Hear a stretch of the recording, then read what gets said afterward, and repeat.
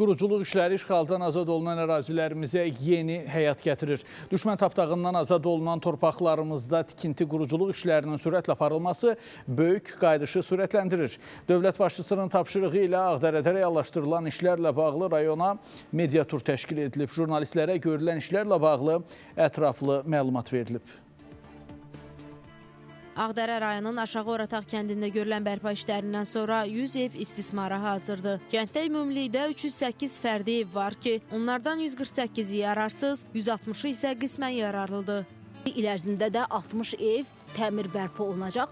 Təbii ki, burada yaşayış üçün hər cür şərait yaradılıb, sosial infrastruktur nəzərdə tutulur ki, artıq yeni qaz xətləri, elektrik xətləri, rabitə xətləri çəkilib, kənd daxili yollar bərpa olunub, subartezian quyusu təmizlənib və bir sözlə insanların rahat yaşaması üçün hər bir şərait qurulub. 33 ildən sonra vətən həsrəti sona çatan və ata yurdlarına qayıdan Aşağı Orataq kənd sakinləri doğma böyük qayıdışın sevincini yaşayırlar. Şükürlər olsun ki, bu günləri artıq biz öz torpağımızdayıq. 33 ildən sonra biz gəlib ata-baba yurtlarımıza çıxmışıq. Allah şəhidlərimizə rəhmət eləsin, veteranlarımıza, qazilərimizə can sağlığı versin. Allah prezidentimizi qorusun ki, bizə bu günləri qismət elədi. Biz artıq sevinirik, öz vətənimizə gəlmişik.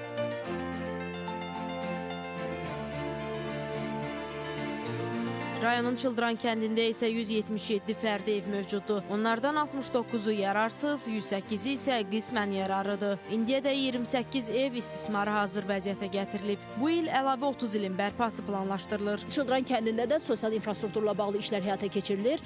Yəni yeni qaz xətləri, yeni rabitə xətləri, elektrik xətləri bərpa olunur, kənd daxili yollar bərpa olunub. Eyni zamanda subartezian quyusu bərpa olunur və insanların içməli su ilə təminatı məsələsi də ön plana çəkilir. Burada eyni zamanda tibb məntəqəsi və həm də insanların asudə vaxtının səmərəli təşkili üçün park da salınıb. Heyvalı kəndində də bərpa işləri davam edir. Hazırda kənddə mövcud olan 126 evdən 45-i tam bərpa olunaraq istismara hazır vəziyyətə gətirilib. İl ərzində daha 50 evin bərpası planlaşdırılır. Artıq doğma yurduna qayıdan 19 ailənin məskunlaşması üçün bütün zəruri şərait yaradılıb. Evlərinə köçən insanların rahat, təhlükəsiz yaşaması üçün hər cür şərait qurulub. Yəni kəndin yenidən qurulması üçün sosial infrastruktur layihələri həyata keçirilib, yeni qaz xətləri çəkilib, yeni rabitə xətləri çəkilib, yeni elektrik xətləri çəkilib, mövcud olan 2 transformator yenidən bərpa olunub.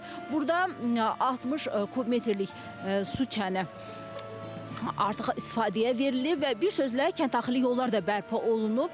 Qeyd edək ki, Prezident İlham Əliyev ötən gün Ağdərə rayonunda görülən işlərlə tanış olub. Bir sıra açılış və təməl qoyma mərasimlərində iştirak edib. Diana Cəlali, Spice xəbər.